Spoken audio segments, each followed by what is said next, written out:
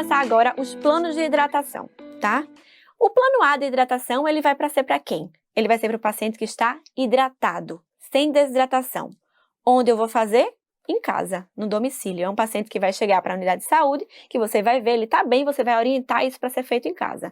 Todos os pacientes, na verdade, que estão desidratados também vão acabar no plano A de certa forma, tá? Porque ele vai melhorando, melhorando até ele chegar no plano A e ir para casa.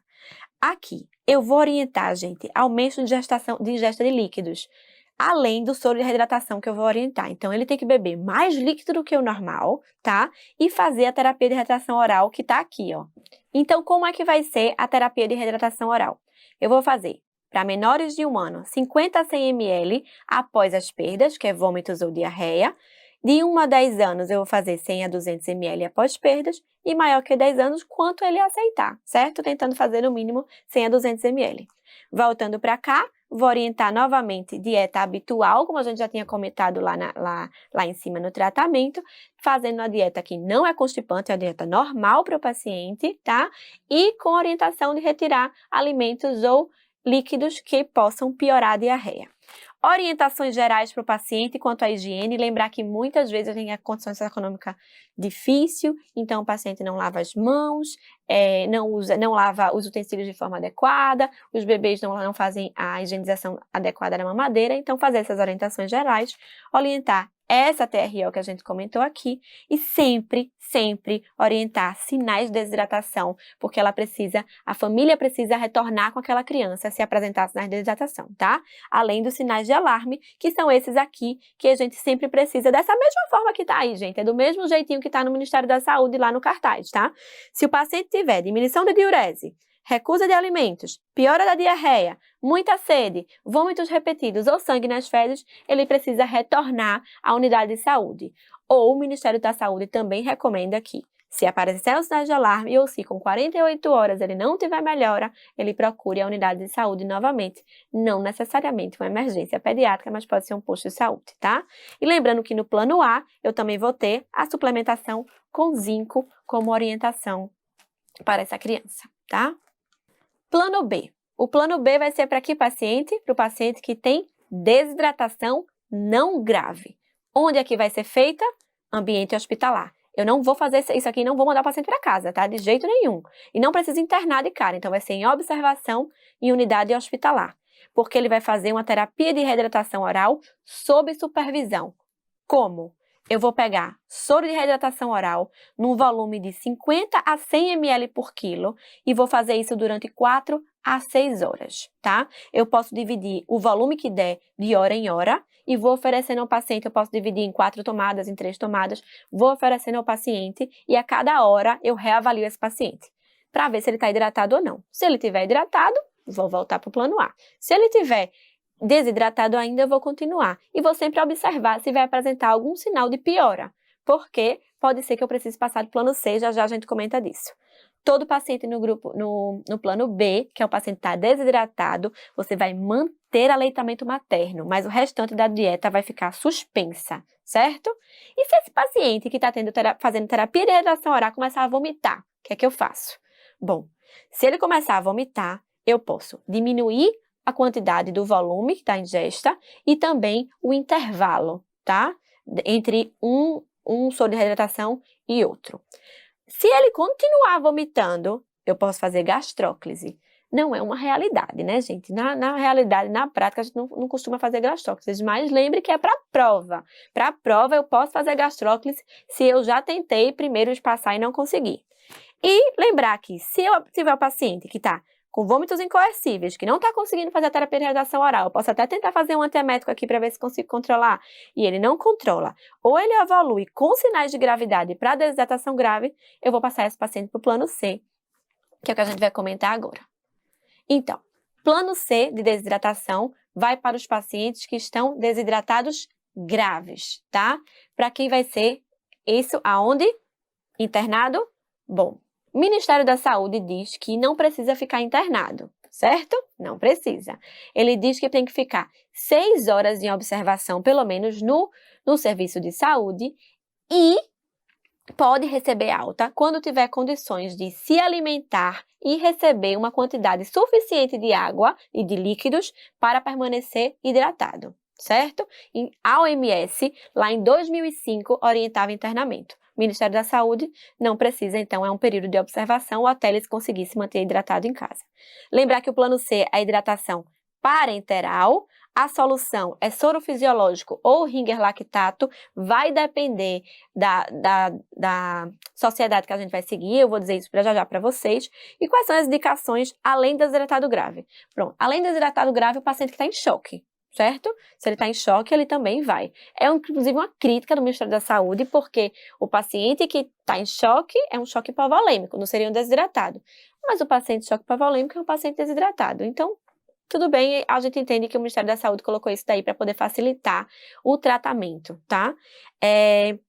Lembrar de manter a dieta suspensa desse paciente. E qual as outras indicações? Bom, ou eu tenho um desidratado grave, ou eu tenho um paciente que não tem condições de fazer dieta por via oral. Ou, desculpa, e a hidratação por via oral. E que condições são essas? Ilho paralítico, rebaixamento do nível de consciência, convulsão e abdômen agudo. São condições que eu não posso fazer hidratação por via oral. Então, mesmo que ele não esteja desidratado grave, mas se ele estiver nessas condições com desidratação, eu tenho que fazer essa hidratação por via venosa, tá?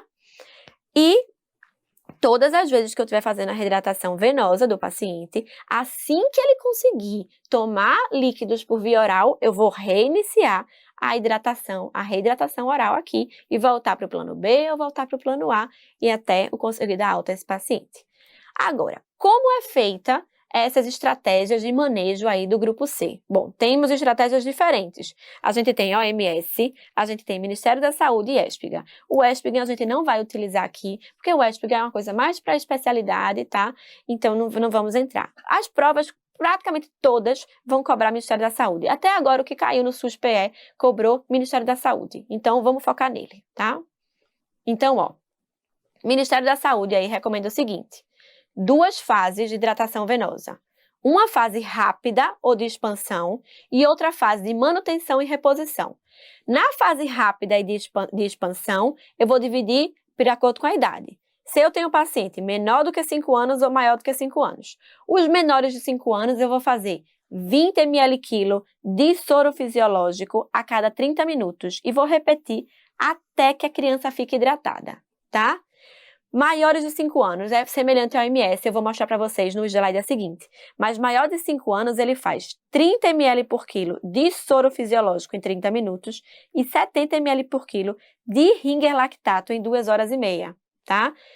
Bom, por que ele muda soro fisiológico para ringer lactato? Não vamos entrar também nessa questão. Mas se não tiver soro fisiológico, pode fazer ringer lactato. Se não tiver ringer lactato, pode fazer soro fisiológico, não tem problema. Geralmente a escolha do ringer lactato é porque ele é mais semelhante à osmolaridade do plasma, tá?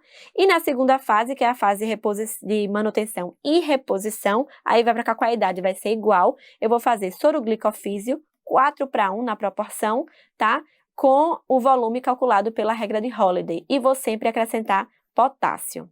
Lembrar que ele perde potássio, né, na diarreia. E a fase de reposição, eu vou fazer soro glicofísio e partes iguais 1:1, 50 ml/kg dia. Isso aqui na prática, sinceramente, eu nunca mesmo vivo fazendo, tá? Mas isso cai em prova, assim, de uma forma bem sutil, exatamente como tá aí, tá? Então, fase rápida e fase de manutenção para o paciente no plano C de desidratação. Bom, a OMS e o ESPGA também trazem as formas dele de orientar o plano C, tá? A OMS aqui, só para vocês verem como é que ela divide, é de 2005, ela vai fazer 100 ml/kg. Vai dividir em menores de 12 meses ou maiores de 12 meses. Vai fazer 30 e 70. Se o menino for pequeno, menor do que 1 ano, faz em 1 hora a primeira fase e 5 horas a segunda fase. Se for maior do que 12 meses, faz em 30 minutos a primeira fase e 2 horas e meia a segunda fase. Escolhe o ringer lactato, mas se não tiver, pode fazer soro fisiológico. E o ESPGA eu não vou chegar a comentar com vocês, mas só aí para ilustrar. Vamos ver a questão 4 aqui. Então, foi do R3 ao do SUS-PE de 2017. A principal consequência da diarreia em pediatria é a desidratação. O Ministério da Saúde criou diretrizes para manejo do paciente com diarreia. Sobre esse manejo, assinale a alternativa correta. Vamos lá, um por um. O plano C, letra A, né? O plano C contempla as seguintes fases: expansão ou fase rápida, manutenção e reposição, sendo, nessa última fase, contraindicado o uso de suplementação com potássio, devido ao risco de arritmia nessa etapa. Não, gente, ele orienta a reposição com potássio, tá errado isso daqui. Letra B. No plano C, um paciente com 11 meses deve ser reidratado por via endovenosa, na unidade de saúde, sendo indicado solução glicofisiológica na quantidade de 30 ml por quilo nos primeiros 30 minutos. Gente, plano C, menor do que 5 anos, que entra aqui esse menos de 11 meses, é 20 ml por quilo de soro fisiológico a cada 30 minutos. Nada de solução glicofísia, nada de 30 ml por quilo, certo?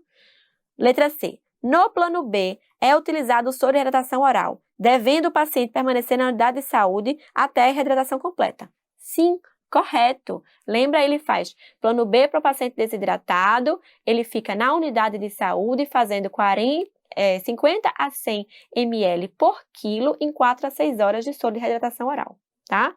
Letra D. O plano C deve-se suspender a hidratação venosa quando o paciente estiver hidratado. Caso o paciente apresente íleo paralítico e esteja hidratado, passar para o plano B. Gente, íleo paralítico é uma contraindicação para a terapia de reidratação oral. Não pode, né? Então, errada também. E letra E, no plano A, recomenda-se a utilização de soro de reidratação oral após cada evacuação, desaconselhando-se a administração de qualquer outro tipo de líquido. Claro que não, né, gente? Vai usar o soro de reidratação como principal ferramenta para o paciente não desidratar, mas vai aconselhar também o uso de outros líquidos. Então, a resposta certa é a letra C.